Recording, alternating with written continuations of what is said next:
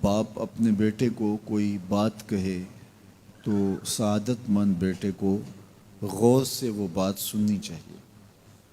استاد یا شیخ اپنے شاگرد کو کوئی بات کہے تو اسے غور سے اس بات کو سماعت کرنا چاہیے، چونکہ کہنے والا اس کا بزرگ ہے۔ لیکن وہ بزرگ، وہ شیخ، وہ استاد اگر ساتھ قسم بھی کرے تو پھر اور زیادہ مضمون کی اہمیت ہو جاتی ہے کہ یہ کوئی اہم مضمون تھا جس سے قبل قسم کی جا رہی ہے۔ اب یہاں جو ارشاد فرمایا جانے لگا ہے اس سے قبل میرے رب نے رب ہو کے قسم کی ہے۔ میرا مالک تو یوں بھی کہہ دیتا تو کافی تھا، لیکن مضمون اتنا اہم ہے کہ اس کو بیان کرنے سے قبل میرے رب نے قسم کی، اور پھر قسم بھی ایک نہیں کی، 5 قسمیں کی۔ والعادیات ضبحا، قسم ہے ان گھوڑوں کی جب وہ تیز دوڑیں تو ان کے سینوں سے آواز نکلتی ہے۔ راہ حق میں جہاد کے لیے جب گھوڑے دوڑتے ہیں تو ان کے سینوں سے نکلنے والی آواز اللہ کو کتنی محبوب ہے کہ ان گھوڑوں کی قسم کی۔ فالموریات قدحا، اور وہی گھوڑے جب برق رفتاری سے دوڑتے ہیں اور پتھریلی زمین میں جب ان کا گزر ہوتا ہے تو ان کے پاؤں سے لگی ہوئی کھریوں کے ٹکرانے سے پتھروں سے جو شرارے نکلتے ہیں، اللہ فرماتا ہے کہ میں ان گھوڑوں کی قسمیں کرتا ہوں کہ جن کے پاؤں سے لگی ہوئی کھریوں کے ٹکرانے سے پتھروں سے شرارے نکلیں۔ پھر ارشاد فرمایا فالمغیرات صبحا، اور وہ گھوڑے صبح کے وقت جب حملہ آور ہوتے ہیں اور دشمن کے لشکروں کو تخت و تاراج کرتے ہیں تو ان حملہ آور ہونے والے گھوڑوں کی قسم۔ فَأَثَرْنَ بِهِ نَقْعًا، اور جب وہ حملہ آور ہوتے ہیں تو ان کی سموں سے گرد اڑتی ہے، تو اللہ فرماتا ہے وہ گرد اڑانے والے گھوڑوں کی قسم۔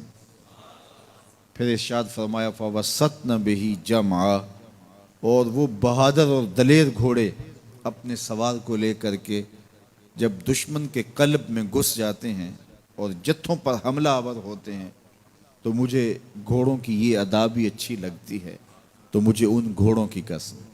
تو 5 قسمیں کی۔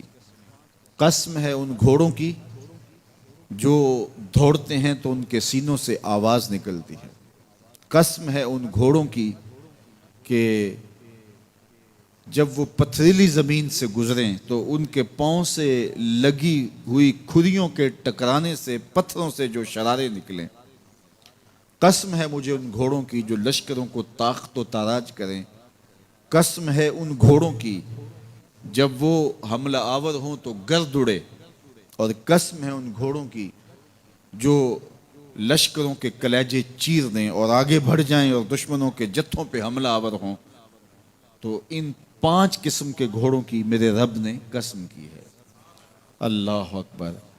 میرے مالک ذات کے گھوڑے اور تو ان کی قسمیں کرے، تو کہا کہ یہ گھوڑے میرے محبوب کے غلاموں کے ہیں۔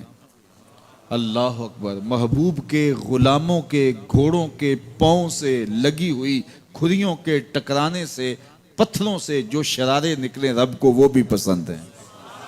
ذرا غور تو کیجئے۔ تو ذات کے گھوڑے بھی ہوں لیکن نسبت محبوب سے ہو تو وہ گھوڑے بھی اچھے لگتے ہیں۔ اچھا ذرا آگے آ جائیے، ذات کا کتا ہے لیکن ولیوں کے سنگ جڑ گیا۔ اللہ نے اس کتے کا ذکر قرآن میں کیا، بلکہ اس کے بیٹھنے کے سٹائل کو بیان کیا۔ وَكَلْبُهُمْ بَاسِطٌ ذِرَاعَيْهِ بِالْوَسِيدِ، ان کا کتا غار کے دھانے پہ اپنے بازوؤں کو پھیلا کے بیٹھا ہے۔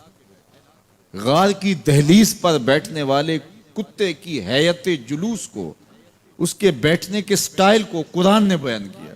مالک اس میں ہمارے لیے کیا ہدایت ہے؟ ایک کتے کے بیٹھنے کے سٹائل کو تو بیان کر رہا ہے، اس کی حیت جلوس کو بیان کر رہا ہے، انداز نشست کو بیان کر رہا ہے، تو قرآن تو سراپا ہدایت ہے، تو اس میں ہمارے لیے کیا ہدایت ہے؟ کہا یہی تو بتانا چاہتا ہوں کہ ذات کا کتا بھی ہو، سنگ نیکوں کے جڑ جائے تو وہ قابل ذکر ہو جاتا ہے، اور اگر تم میرے ولیوں سے جڑ جاؤ گے پھر تمہارا مرتبہ کیا ہوگا؟ یہاں تو کتے جڑ جائیں تو قابل ذکر ہوتے ہیں۔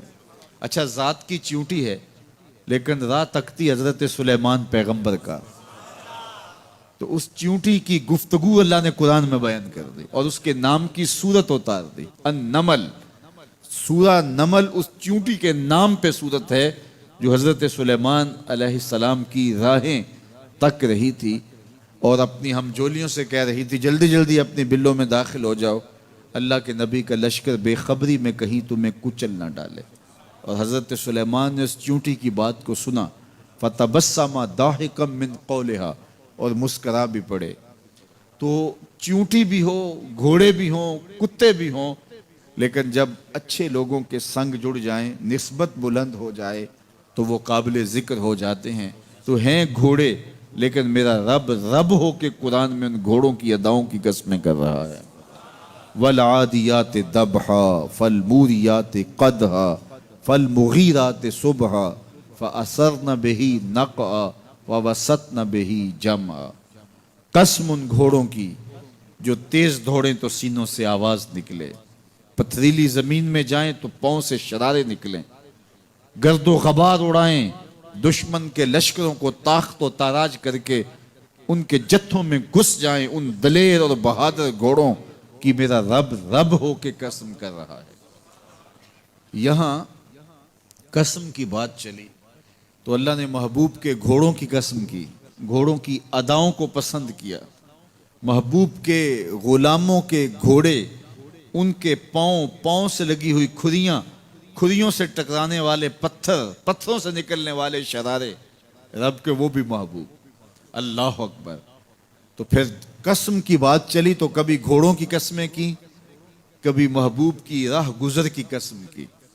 لا اقسم بہذا البلد، مجھے قسم ہے اس شہر کی۔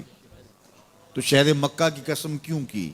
وہاں کعبۃ اللہ ہے، مقام ابراہیم ہے، چاہے زمزم ہے، صفا و مروہ ہے، مزدلفہ ہے، منا ہے، عرفات ہے، قدم قدم انوار کی برستی برکھا ہے، مطاف ہے، حتیم ہے، مستجاب ہے، مستجار ہے، ملتزم ہے، باب کعبہ ہے، سقف بیت اللہ ہے، قدم قدم پہ انوار برس رہے ہیں۔ شاید میرے رب نے قسم اس لیے کی ہو، شاید قسم اس لیے کی ہو، لیکن میرا رب کہتا ہے لا اقسم بہذا البلد، مجھے قسم ہے شہر کی، یعنی شہر مکہ کی۔ کیوں؟ یہاں کعبۃ اللہ ہے، یہاں مقام ابراہیم ہے، یہاں مزدلفہ ہے، منا ہے، عرفات ہے۔ کیوں قسم؟ وَأَنْتَ حِلٌّ بِهَذَا الْبَلَدِ، محبوب اس شہر کی گلیوں نے تیرے قدم چومے۔ اے انت مقیم فی هذا البلد، امام قرطبی نے اس کا مفہوم بیان کیا، محبوب آپ کی اقامت اس شہر میں ہے، آپ کے سانسوں کی خوشبو سونگی ہے شہر کی فضاؤں نے، اس لیے مجھے شہر کی قسم کہ محبوب یہاں تم جو رہتے ہو۔ اللہ اکبر۔ تو محبوب کے شہر کی قسم کی، والعصر، محبوب کے زمانے کی قسم کی، والضحیٰ، محبوب کے چہرے کی قسم کی، واللیل، محبوب کی لٹکتی زلفوں کی قسم کی۔ کبھی کہا محبوب تیرے چہرہ زیبا کی قسم، کبھی کہا تیری زلف عنبری کی قسم، کبھی کہا تیرے شہر نور کی قسم، کبھی کہا تیرے زمانہ حسین کی قسم۔ اور پھر قسم کا باب چلا تو بات کہاں تک پہنچی؟ محبوب نہ صرف تیرے شہر کی قسم، نہ صرف تیری گلیوں کی قسم، نہ صرف تیرے چہرہ زیبا کی قسم، نہ تیری زلف نور کی قسم، نہ تیرے عہد زریں کی قسم، محبوب تیری قسم تو ہے ہی تیرے غلاموں کے گھوڑوں کے پاؤں سے لگی ہوئی کھریوں کے ٹکرانے سے جو شرارے اڑتے ہیں، میں خدا ہو کے ان شراروں کو بھی پسند کرتا ہوں اور ان گھوڑوں کی بھی قسمیں کرتا ہوں۔ یہ قرآن ہے نا، والعادیات ضبحا، قسم ہے محبوب تیرے غلاموں کے گھوڑوں کی۔ اللہ اکبر۔ قسم ہے ان کے سینوں سے نکلتی آواز کی، قسم ہے ان کے پاؤں سے نکلتے ہوئے شراروں کی، قسم ہے ان کی خوبصورت اداؤں کی، ان اداؤں والوں گھوڑوں کی قسم۔ اللہ اکبر۔ یہ قسمیں کرنے کے بعد جواب قسم کیا ہے؟ دیکھیے میں یہاں بیٹھا ہوں اور میں گفتگو کے آغاز پہ ہی قسمیں اٹھانا شروع کر دوں. مجھے قسم ہے رب کعبہ کی, مجھے قسم ہے عرش الہی کے مالک کی, مجھے قسم ہے زمین و آسمان کے خالق کی. تو قسموں پہ قسمیں کرتا جاؤں تو جو مجھے غور سے سننے کا عادی نہیں بھی ہے تو وہ بھی متوجہ ہو جائے گا اور سننے کے لیے بے چین ہو جائے گا کہ حضرت قسموں پہ قسمیں اٹھائے جا رہے ہیں, کوئی بات ہے آج. تو میرا رب رب ہو کے قسمیں کر رہا ہے. تو اس کے بعد جواب قسم کیا ہے؟ تو کان کھڑے ہو گئے, روحوں میں پیاس بڑھ گئی اور سماعتیں بچھ گئی کہ میرے مالک تو قسموں پہ قسمیں کر رہا ہے. کبھی گھوڑوں کی اداؤں کی قسمیں, کبھی ان کے سینوں سے نکلتے ہوئے جو ہے وہ اس مہیب آواز کی قسمیں, کبھی پاؤں سے اڑتے ہوئے شراروں کی باتیں, اور کبھی ان کے پاؤں سے اڑتی ہوئی دھول کی کہانیاں. تو قسم پہ قسم, اور قسمیں بھی گھوڑوں کی, تو کوئی بات ہوگی. تو ایک دم کان کھڑے ہو گئے تو جواب آیا, ان الانسان لربہ لکنود, بے شک انسان اپنے رب کا ناشکرا ہے. انسان اپنے رب کا ناشکرا ہے. قسمیں گھوڑوں کی, ان کی اداؤں کی اور ناشکرا حضرت انسان کو کہا. یہ کتنی لطیف چوٹ تھی جو حضرت انسان کو ماری گئی. یا اللہ ہمیں ناشکرا کہنا تھا تو کہیں اور مقام پہ کہہ لیا جاتا. گھوڑوں کی تو قسمیں کرے اور ہمیں ناشکرا کہے. گھوڑوں کی قسمیں ہو رہی ہوں اور انسان کو ناشکرا کہا جائے. انسان کو ناشکرا کہنا تھا تو کسی اور موقع پہ کہہ لیا جاتا. کہا یہی تو سمجھانا چاہتا ہوں کہ چم میٹھا نہیں ہوتا, کم میٹھا ہوتا ہے. تو ذات کے گھوڑے بھی ہوں لیکن کام کریں تو مجھے وہ بھی اچھے لگتے ہیں. اور تم انسان بنے ہو, نقوش بڑے اچھے ہیں, قدے رانا رکھتے ہو, جھیل جیسی آنکھیں ہیں, اور تم چلتے ہو تو قیامت چلتی ہے, لیکن مجھے تم اچھے نہیں لگتے اگر تم ناشکرے ہو. یہ ہیں ذات کے گھوڑے لیکن میرے محمد عربی کے غلاموں کے غلام ہیں, مجھے اچھے لگتے. تو وہ چم نہیں دیکھتا, وہ کم دیکھتا ہے. تو ذات کے گھوڑے بھی ہوں لیکن نسبت ہو میرے حضور سے, نسبت میرے رسول سے ہو تو رب کو وہ اچھے لگتے ہیں. تو کہا والعادیات ضبحا فالموریات قدحا فالمغیرات صبحا فأثرن به نقعا فوسطن به جمعا ان الانسان لربہ لکنود. بے شک انسان اپنے رب کا ناشکرا ہے. اللہ اکبر. پھر فرمایا وَإِنَّهُ عَلَىٰ ذَلِكَ لَشَهِيدٌ. اس پر کسی دلیل کی ضرورت نہیں ہے کہ یہ ناشکرا ہے, یہ خود اس کا گواہ ہے. ذرا اپنے اندر اتر کے دیکھے کہ یہ کھڑا کہاں ہے, یہ کس قدر نعمتیں پانے کے باوجود شکوے کی زبان کھولے رکھتا ہے. یہ ناشکرا ہر وقت اس کی نعمتوں کی ناشکری کرتا رہتا ہے. جتنی نعمتیں اس کو عطا کی, اس کو تو ہم نے جو چمکتی روشن آنکھیں دی ہیں, اس کو بولتی زبان بخشی ہے, خوبصورت چہرہ دیا ہے, قدے رانا بخشا ہے, اس کو دماغ دیا ہے, دماغی قوتیں عطا کی ہیں, اور اس کو سننے والے کان دیے, اس کی زبان پہ ذائقے رکھ دیے, نظام انہضام, نظام تنفس, کیا کیا نہیں سے عطا کیا. لیکن ہر وقت یہ ناشکری کے کلمات ہی بولتا رہتا ہے. میرے پاس یہ بھی نہیں, یہ میرے پاس یہ بھی نہیں, میرے پاس یہ بھی نہیں. دیکھیں اس کے پاس کیا کیا اس کے مالک نے عطا کیا ہے. تو یہ ہر وقت ناشکری. اور پھر جوں ہم قیامت کے قریب ہوتے چلے جا رہے ہیں, ناشکری بڑھتی چلی جا رہی ہے. میں کوئی بہت لمبی عمر نہیں رکھتا, لیکن مجھے آج سے 35 سال پہلے کے حالات کی ہوش ہے, اور جو میرے سے زیادہ عمر میں ہیں وہ اس سے پہلے کے حالات جانتے ہیں. تو میرا بنیادی طور پہ ایک دیہات سے تعلق ہے, تو میں اچھی طرح جانتا ہوں کہ لوگوں کے پاس جو آج کچھ ہے وہ آج سے 35-40 سال پیچھے نہیں تھا. بالخصوص دیہاتوں کے اندر لوگوں کے پاس 1 یا 2 جوڑے ہوتے تھے اور انہیں بار بار پہنتے تھے. کسی شادی یا بیاہ کے موقع پہ جانا ہوتا تو بعض اوقات کسی سے وہ لباس یا جوتے مانگ کے لے کے جاتے.